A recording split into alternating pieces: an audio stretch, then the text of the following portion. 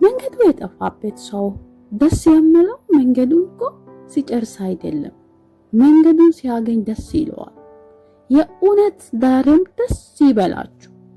የሰማይ መንገድን አግኝተናል። የእውነት መንገድን አግኝተናል። የእምነት መንገድን አግኝተናል። ወደ አባት የሚያደርሰው መንገድ አግኝተናል። ወገኖቼ በእውነት ደስ የሚለኝ የሰው ልጅ ቆሞ የሚራመደው ሁለት እግር ስላለው አይደለም። ሁለት እግር ስላለው እንዳይመስላችሁ፣ ተስፋ ነው። የሰው ልጅ ፊቱ የሚያበራው በቅባት እንዳይመስላችሁ። ቅባት እንደው ያበረቀርቃል፣ ተስፋ ግን ሞገስ አለው። ተስፋ ብርሃን አለው። ተስፋ እንዴት እንዳትቆርጡ። አባት ያለው ልጅ፣ ጌታ ያለው ልጅ፣ ጌታ ያለው ሕዝብ ባለሙሉ ተስፋ አለው። ያውም የፍጹም ተስፋ አለው። ወርቆ የማይቀር ተስፋ አለው ወገኖቼ። ነገር ግን እንደ ሌሎች አትዘኑ ያለው እኮ ቅዱስ ጳውሎስ ሌላ መጠጊያ የሌለው ሕዝብ አለ፣ ማረፊያ የሌለው ሕዝብ አለ። እንደነሱ አትዘኑ። አባት ያለው አያዝንም።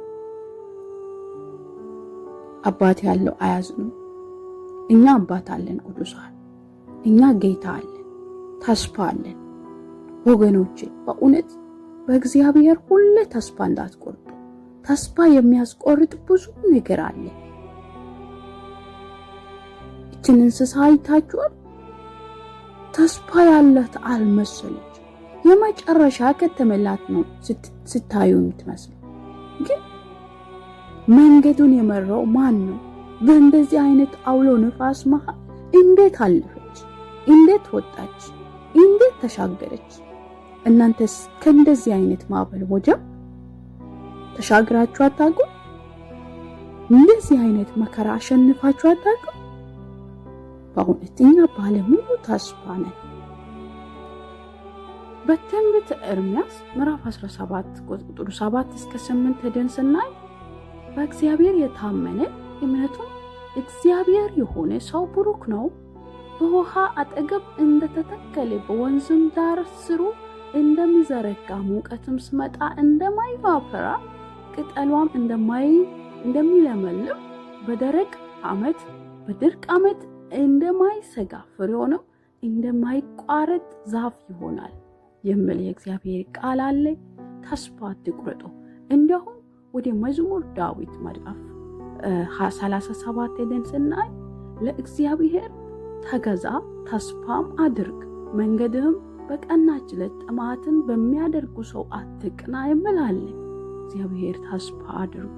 መዝሙር ዳዊት ምዕራፍ 27 ከ14 ስናይ እግዚአብሔር ተስፋ አድርግ፣ በርታ፣ ልብህም ይጽና፣ እግዚአብሔር ተስፋ አድርግ የሚል ቃል አለ እና ወገኖቼ ሁላችሁም በእውነት በእግዚአብሔር ተስፋ አድርጉ።